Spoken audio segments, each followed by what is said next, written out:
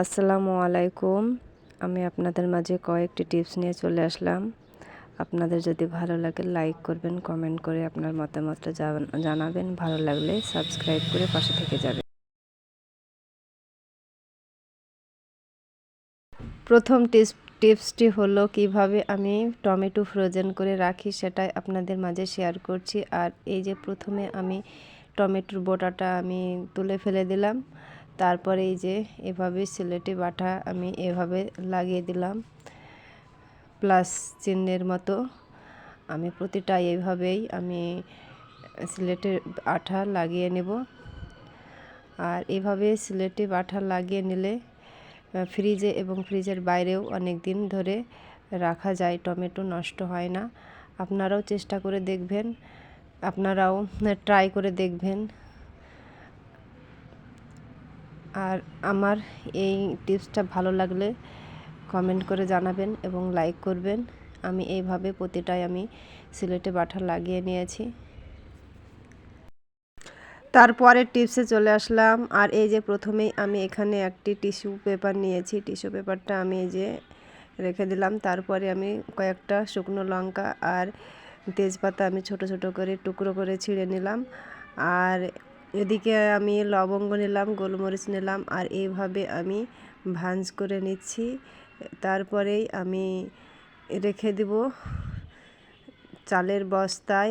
আপনারা যারা চাল রাখার পাত্র হয়তো ছোট থাকে, সমস্ত চাল ওতে আটে না, তাই অর্ধেক চাল থেকে যায়। এইভাবে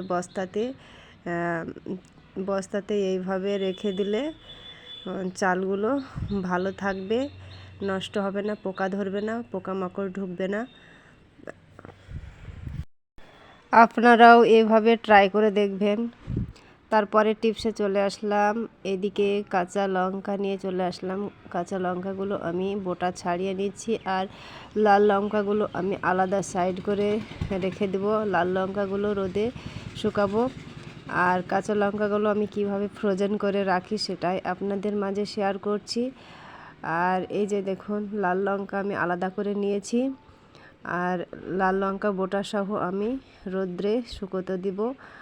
আর এদিকে আমি কাঁচা লঙ্কার বোটাগুলো ছাড়িয়ে নিচ্ছি। বোটা সহ কাঁচা লঙ্কা রেখে দিলে কি হয়, কাঁচা লঙ্কাগুলো তাড়াতাড়ি নষ্ট হয়ে যায়, আমাদের ফেলে দিতে হয়। তাই অনেক দিন ভালো রাখার জন্য আমি এই কাঁচা লঙ্কাগুলো যেভাবে ফ্রোজেন করে রাখি সেটাই আপনাদের শেয়ার করছি। আর এই যে বোটাগুলো ছাড়িয়ে নেওয়া হয়ে গেছে। এরপরে আমি এখানে সরিষার তেল দিব সামান্য। তারপরে আমি সরিষার তেলটা আমি সমস্ত লঙ্কাতে আমি একটু মেখে লাগিয়ে নেব। তারপরে এই যে দেখুন, সামান্য একটু তেল দিলাম। এবার একটু হাত দিয়ে একটু নেড়ে চেড়ে লাগিয়ে নিচ্ছি।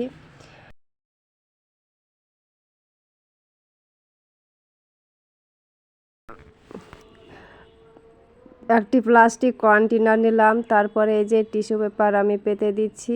আর লঙ্কাগুলো দুই ভাগ করে আমি 2 লেয়ারে রেখে দেব। এই যে প্রথম লেয়ারে আমি রেখে দিলাম অর্ধেকটা। তারপরে আর একটি টিস্যু পেপার দিয়ে আমি ঢেকে দিলাম। তারপরে আমি আর এক লেয়ার দেব। এই যে মরিচগুলো সব আমি এখন ঢেলে নিব। ঢেলে নেওয়ার পর এই যে আমি আর একটি টিস্যু পেপার দিয়ে ঢেকে দিব। তারপরে ঢাকনি দিয়ে আমি এই মরিচটা আমি 1 মাস ফ্রিজের বাইরে রেখে দিব, খুবই ভালো থাকবে। এবং ফ্রিজেও অনেক দিন রেখে দিলে এইভাবে কাঁচা লঙ্কাগুলো খুবই সুন্দর থাকে। আর এভাবে আমাদের রেখে দিলে কাঁচা লঙ্কা নষ্টও হয় না, আমাদের ফেলে দিতে হয় না।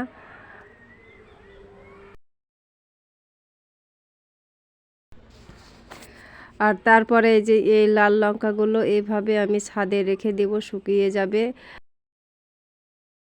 তারপরে টিপসে চলে আসলাম। আর এই যে এখানে আমি 3টে বোতল নিয়েছি। এই 3টে বোতল আমরা জল খাই। আর এই যে এখন আমি মৌসুম্বি লেবুর খোসা আমি 3টে বোতলে দিচ্ছি। আর তারপরে আমি একটু একটু করে ডিটারজেন্ট দেব। আপনারা চাইলে ভিম লিকুইডও দিতে পারেন। লেবুর খোসাতে সব কিছুই পরিষ্কার হয়, জামা কাপড় থেকে, হাঁড়ি পাতল থেকে, তাহলে বোতল কেন পরিষ্কার হবে না? বোতলও পরিষ্কার হবে।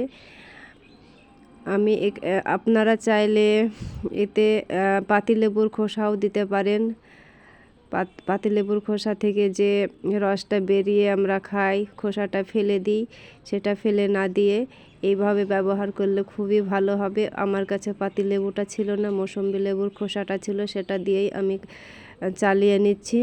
আর তারপরে আমি এই যে জল দিলাম, জল দেওয়ার পর আমি একটু একটু করে বোতল 3টি আমি ঝাঁকিয়ে ঝাঁকিয়ে পরিষ্কার করে নেব।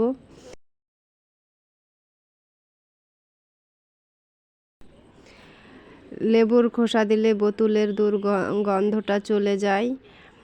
আর এই যে আমি অফ ক্যামেরায় আমি বোতল 3টে পরিষ্কার করে ধুয়ে নিয়েছি, কত সুন্দর ঝকঝকে চকচকে পরিষ্কার হয়েছে। আর তারপরে টিপসে চলে আসলাম। প্রেসার কুকারে আমরা যখন রান্না করি তখন হয়তো এমন সময় হয় প্রেসার কুকার দিয়ে বাতাস বেরিয়ে পড়ে আর প্রেসার কুকারের রাবারটা ঢিলা হয়ে যায়, তখনই আমাদের বিরক্ত লাগে। তখন সাথে সাথে আমরা এই বুদ্ধিটা খাটালে আমাদের সমস্যাটা সমাধান হয়ে যায়। আর এই যে দেখুন, আমি মিষ্টির প্যাকেটে যে রাবারগুলো থাকে সেই রাবারগুলো এইভাবে আমি প্রেসার কুকারের রাবারের সাথে বেঁধে দিলে তাহলে প্রেসার কুকারের রাবারটা টাইট হয়ে থাকবে আর আমাদের রান্নাটাও তাড়াতাড়ি হয়ে যাবে। আর এই যে দেখুন, আমি লাগিয়ে দেখাচ্ছি আপনাদের।